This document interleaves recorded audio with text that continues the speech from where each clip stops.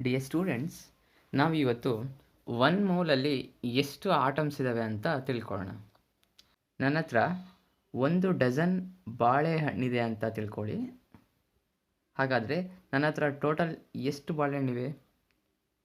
12 ಅಲ್ವಾ? 12 ಬನಾನಾಸ್ ಇದ್ದಾವೆ ನನ್ನ ಹತ್ರ. 1 ಡಜನ್ ಅಂದರೆ 12 ಅಲ್ವಾ? ಅದಕ್ಕೆ 12 ಬಾಳೆಹಣ್ಣಿದ್ದಾವೆ. ಹಾಗೆ ನನ್ನ ಹತ್ರ 1 ಡಜನ್ ಹೈಡ್ರೋಜನ್ ಆಟಮ್ಸ್ ಇದೆ ಅಂತ ಅಂದರೆ ನನ್ನ ಹತ್ರ ಟೋಟಲ್ ಎಷ್ಟು ಹೈಡ್ರೋಜನ್ ಆಟಮ್ಸ್ ಇವೆ? 12 ಹೈಡ್ರೋಜನ್ ಆಟಮ್ಸ್ ಇವೆ ಅಲ್ವಾ? ಹಾಗೆ ನನ್ನ ಹತ್ರ 1 ಡಜನ್ ಆಕ್ಸಿಜನ್ ಇದೆ ಅಂದರೆ ನನ್ನ ಹತ್ರ ಟೋಟಲ್ ಎಷ್ಟು ಆಕ್ಸಿಜನ್ಸ್ ಇದ್ದಾವೆ? 12 ಆಕ್ಸಿಜನ್ಸ್ ಇದ್ದಾವೆ ಅಲ್ವಾ? ಅದೇ ರೀತಿ ಈಗ ನನ್ನ ಹತ್ರ 1 ಮೋಲ್ ಬನಾನಾ ಇದೆ ಅಂತ ಅಂದರೆ ಎಷ್ಟು ಬನಾನಾ ಇದೆ ನನ್ನ ಹತ್ರ? 6.02 ಇಂಟು 10⁻23 ಇಷ್ಟು ಬನಾನಾಸ್ ಇದ್ದಾವೆ ನನ್ನ ಹತ್ರ. ಹೌದಾ? 1 ಮೋಲ್ ಬನಾನಾ ಅಂದರೆ ಇಷ್ಟು ಬನಾನಾ ಇದ್ದಾವೆ. ಹಾಗೆ 1 ಮೋಲ್ ಆಫ್ ಹೈಡ್ರೋಜನ್ ಅಂದರೆ ನನ್ನ ಹತ್ರ ಇಷ್ಟು ಹೈಡ್ರೋಜನ್ ಆಟಮ್ಸ್ ಇದ್ದಾವೆ ಅಂತ ಅರ್ಥ. 1 ಮೋಲ್ ಬನಾನಾದಲ್ಲಿ ಎಷ್ಟು ಬನಾನಾಸ್ ಇದ್ದಾವೆ? 6.02 ಇಂಟು 10⁻23 ಬನಾನಾಸ್ ಇದ್ದಾವೆ. ಹಾಗೆ 1 ಮೋಲ್ ಆಫ್ ಹೈಡ್ರೋಜನಲ್ಲಿ ಎಷ್ಟಿದ್ದಾವೆ? 6.022 ಇಂಟು 10⁻23 ಹೈಡ್ರೋಜನ್ ಆಟಮ್ಸ್ ಇದೆ. ಅದೇ ರೀತಿ 1 ಮೋಲ್ ಆಫ್ ಆಕ್ಸಿಜನ್ನಲ್ಲಿ ಎಷ್ಟು ಆಕ್ಸಿಜನ್ ಇವೆ? 6.02 ಇಂಟು 10⁻23 ಆಕ್ಸಿಜನ್ ಆಟಮ್ಸ್ ಇದ್ದಾವೆ. 1 ಮೋಲ್ ಅಂದರೆ ಎಷ್ಟು? 6.02 ಇಂಟು 10⁻23. ಹಾಗೆ 1 ಡಜನ್ ಅಂದರೆ ಎಷ್ಟು? 12. ಇಲ್ಲಿ 1 ಡಜನ್ ಅಂದರೆ 12 ಹೆಂಗೋ ಇಲ್ಲಿ 1 ಮೋಲ್ ಅಂದರೆ ಈ ನಂಬರ್ ಹಂಗೆ. ಸೊ ಇದೆ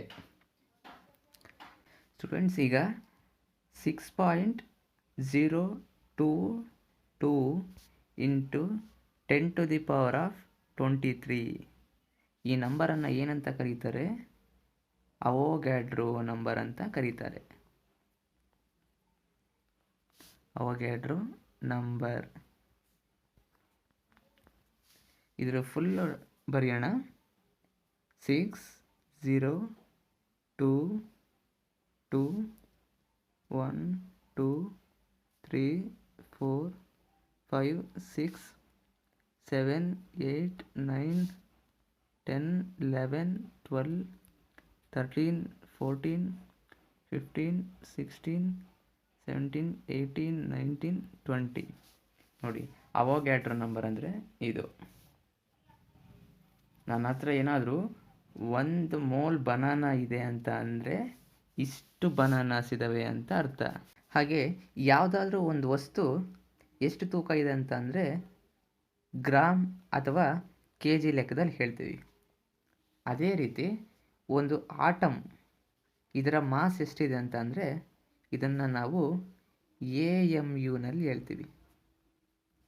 AMU ಅಂದರೆ ಅಟಾಮಿಕ್ ಮಾಸ್ ಯೂನಿಟ್ ಅಂತ.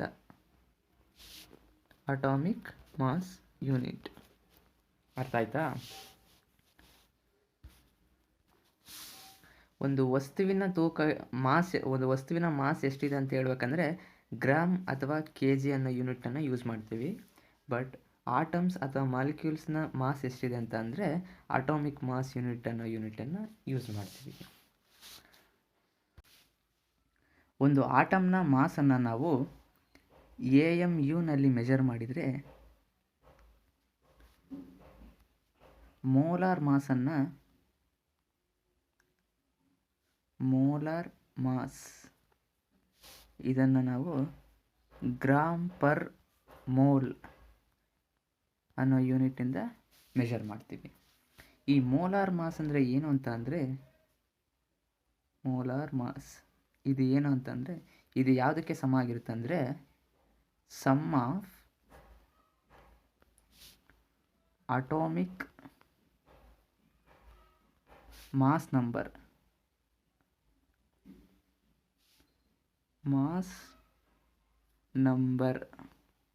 Of each atom.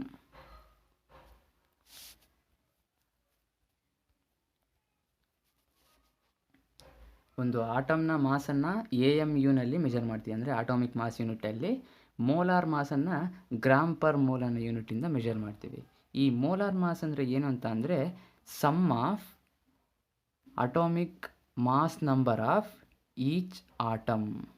ಅಂದರೆ ಇದಕ್ಕೊಂದು ಚೆನ್ನಾಗಿ ಅರ್ಥ ಆಗಲಿಕ್ಕೆ ಒಂದು ಎಕ್ಸಾಂಪಲ್ ಕೊಡ್ತೀನಿ. ಈಗ H2O ಇದೆ, ವಾಟರ್ ಮಾಲಿಕ್ಯೂಲ್. ಇದರ ಮೋಲಾರ್ ಮಾಸ್ ಎಷ್ಟು ಅಂತ ಅಂದರೆ ಹೇಗೆ ಫೈಂಡ್ ಔಟ್ ಮಾಡ್ತೀರಾ? ಈ ಹೈಡ್ರೋಜನ್ದು ಮಾಲಿಕ್ಯೂಲ್ ಅಟಾಮಿಕ್ ಮಾಸ್ ನಂಬರ್ ಎಷ್ಟು? 1 ಅಲ್ವಾ? ಹಾಗೆ ಇನ್ನೊಂದು 2 ಹೈಡ್ರೋಜನ್ ಇದಾವಲ್ವಾ? ಸೊ ಈ ಹೈಡ್ರೋಜನ್ದು ಅಟಾಮಿಕ್ ಮಾಸ್ ನಂಬರ್ ಎಷ್ಟು? 1. ಹಾಗೆ ಆಕ್ಸಿಜನ್ದು ಎಷ್ಟು ಅಟಾಮಿಕ್ ಮಾಸ್ ನಂಬರು? 16 ಅಲ್ವಾ? ಟೋಟಲ್ ಎಷ್ಟಾಯಿತು? 18 ಅಲ್ವಾ? ಸೊ ಈ ವಾಟರ್ನ ಮೋಲಾರ್ ಮಾಸ್ ಎಷ್ಟು? 18. ಸೊ ಇಲ್ಲಿ ಏನಾಗ್ತಿದೆ, ಮೋಲಾರ್ ಮಾಸ್ ಅಂದರೆ ಯಾವುದಕ್ಕೆ equal? Sum of atomic mass number of each atom in the molecule ಅಲ್ವಾ? ಸೊ ಈ ರೀತಿ ನಾವು ಮೋಲಾರ್ ಮಾಸನ್ನು ಕ್ಯಾಲ್ಕುಲೇಟ್ ಮಾಡ್ತೀವಿ. 18 ಗ್ರಾಮ್ ಪರ್ ಮೋಲ್. ವಾಟರ್ನ ಮೋಲಾರ್ ಮಾಸ್ ಎಷ್ಟು? 18 ಗ್ರಾಮ್ ಪರ್ ಮೋಲ್. ಸೊ ಈ ರೀತಿ ಈಚ್ ಆಟಮ್ನ ಇಲ್ಲಿ ನೋಡಿ, ಹೈಡ್ರೋಜನ್, ಆಕ್ಸಿಜನ್, ಪ್ರತಿಯೊಂದು ಆಟಮ್ನ ಮಾಸ್ ನಂಬರ್ ಸಮ್ ಮಾಡಿದರೆ ಏನು ಬರುತ್ತೆ ನಮಗೆ? Molar mass of that particular molecule ಬರುತ್ತೆ. ಸೊ ಈಗ ವಾಟರ್ನ ಮೋಲಾರ್ ಮಾಸ್ ಎಷ್ಟು? 18. ಅರ್ಥ ಆಯ್ತಾ? ಅಂದರೆ ಈಗ ವಾಟರ್ ಮಾಲಿಕ್ಯೂಲ್ಗೆ ಮೋಲಾರ್ ಮಾಸನ್ನು ಕಂಡುಹಿಡಿದ್ವಿ.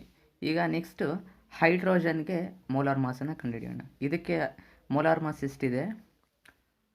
1 ಇದೆ. ಅಟಾಮಿಕ್ ಮಾಸ್ ನಂಬರ್ ಅಲ್ವಾ? 1. ಸೊ ಇದನ್ನು AMUನಲ್ಲಿ ಮೆಜರ್ ಮಾಡ್ತೀವಿ. ಈ H2Oದಲ್ಲಿರೋ ಮೋಲಾರ್ ಮಾಸನ್ನು ಯಾವುದರಲ್ಲಿ ಮೆಜರ್ ಮಾಡ್ತೀವಿ? 18 ಗ್ರಾಮ್ ಪರ್ ಮೋಲ್ ಅಲ್ವಾ?